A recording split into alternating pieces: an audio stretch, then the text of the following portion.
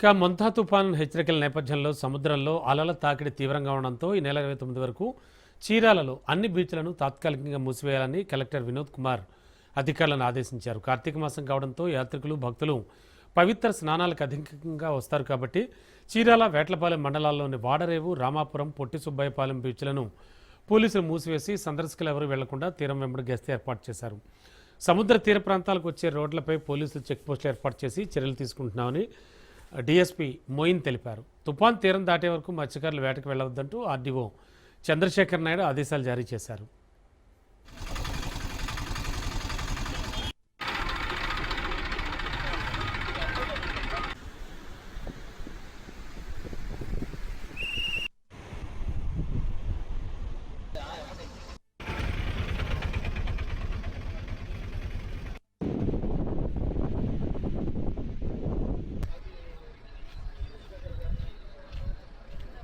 ముఖ్యంగా చీరాల, వాడరేవు, అటారిపాలెం, పొట్టి సుబ్బయ్యపాలెం, రామాపురం దగ్గర బీచ్లని తదుపరి ఆదేశాల వరకు వచ్చే వరకు క్లోజ్ చేయడం జరిగింది.